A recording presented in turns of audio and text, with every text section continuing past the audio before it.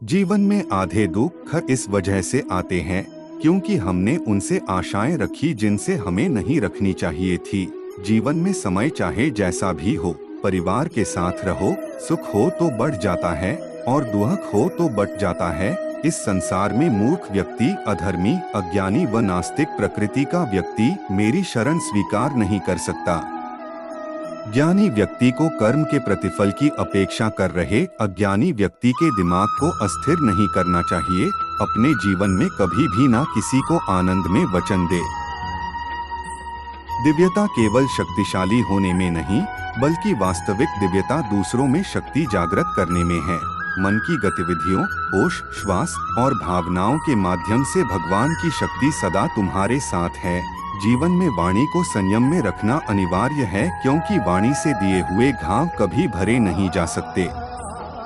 जब हम स्वयं जीवन के शिल्पकार हैं, तो चलो हम अपनी मुश्किलों को हराते हैं, जीवन में मुस्कुराते हैं। एक बार माफ करके अच्छे बन जाओ, पर दोबारा उसी इंसान पर भरोसा करके बेवकूफ कभी न बनो। न हार चाहिए न जीत चाहिए। जीवन में अच्छी सफलता के लिए परिवार और कुछ मित्र का साथ चाहिए। रिश्तों को निभाने के लिए वक्त निकालिए। कहीं ऐसा न हो जब आपके पास वक्त हो तो रिश्ता ही न बचे। वह जो इस ज्ञान में विश्वास नहीं रखते, मुझे प्राप्त किए बिना जन्म और मृत्यु के चक्र का अनुगम करते हैं। लोग आपके अपमान के बारे में हमेशा बात करेंगे। सम्मानित व्यक्ति के लिए अपमान मृत्यु से भी बदतर है।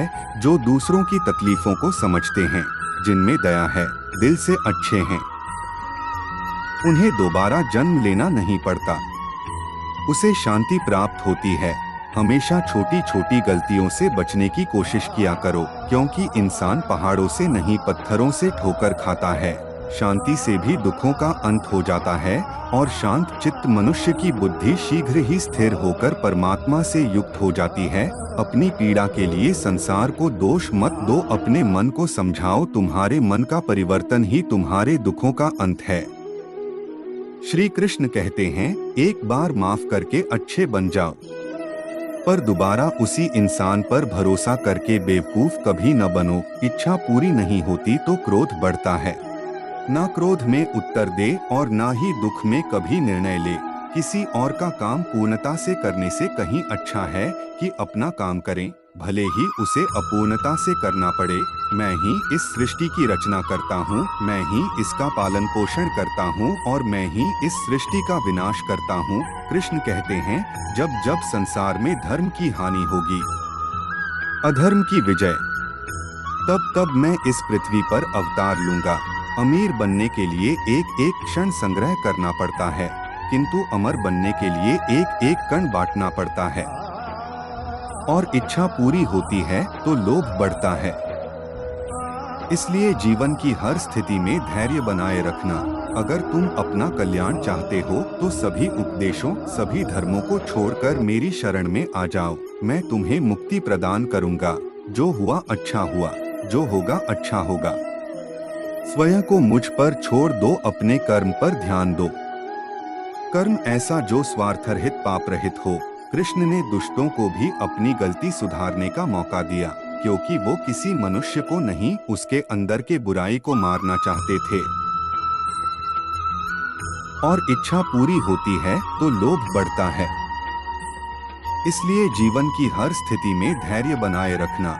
अगर तुम अपना कल्याण चाहते हो तो सभी उपदेशों, सभी धर्मों को छोड़कर मेरी शरण में आ जाओ। मैं तुम्हें मुक्ति प्रदान करूंगा। जो हुआ अच्छा हुआ, जो होगा अच्छा होगा।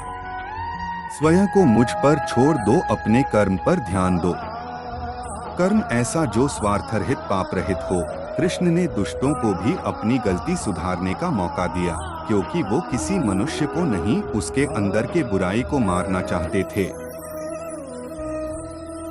संदेह की स्याही से संबंध के पृष्ठ पर कभी शुभ अंकित नहीं होता, इसलिए अपने मन के विचार और संबंधों का आधार दोनों ही शुभ रखें। मोहग्रस्त होकर अपने कर्तव्य पथ से हट जाना मूर्खता है, क्योंकि इससे ना तो तुम्हें स्वर्ग की प्राप्ति होगी और ना ही तुम्हारी कीर्ति बढ़ेगी। इस भौतिक संसार का यह नियम है, जो वस्तु उत्पन्न होती है कुछ काल तक रहती है, अंत में लुप्त हो जाती है, चाहे वे शरीर हो या फल हो। यदि कोई व्यक्ति प्रेम से, भक्ति से पुष्प, फल, जल भी मुझ पर चढ़ा दे तो उसी भाव से उसे स्वीकार करता हूँ।